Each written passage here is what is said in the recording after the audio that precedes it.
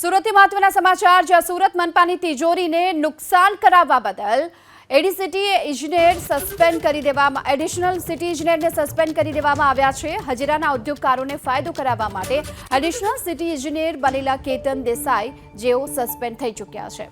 વિધિવત દરખાસ્ત આજે મળનારી સ્થાયી સમિતિની બેઠકમાં રજૂ કરવામાં આવશે। જો કે પાલિકા તરફથી હજીરાના ઔદ્યોગિક એકમોને ટ્રીટેડ પાણી વેચવાની હાથ ધરી હતી કવાયત। કેતન દેસાઈએ રિવાઇઝ કરેલી દરખાસ્તમાં અનેક ક્ષતિઓ પણ સામે આવી હતી। આ સાથે જ કેતન દેસાઈએ કેટલી જોગવાઈઓ મનપા તિજોરીને નુકસાન કરનાર કરી હતી તેને લઈને પણ તપાસ થશે। ટેન્ડરની સ્ક્રુટિની કમિટીમાં ટેન્ડર રજૂ ન કરી મનપા કમિશનરને અંધારામાં રાખ્યા હતા। કેતન દેસાઈ સંતોષકારક જવાબ ન રજૂ કરી શકતા આખરે તેમને સસ્પેન્ડ કરવામાં આવ્યા છે।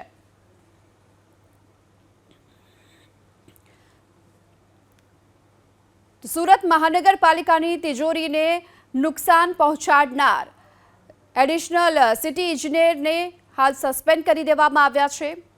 હજીરાના ઉદ્યોગકારોને ફાયદો કરાવવા માટે તેમણે જે પ્રકારના પગલાં ભર્યા હતા ત્યારબાદ આ નિર્ણય લેવામાં આવ્યો છે।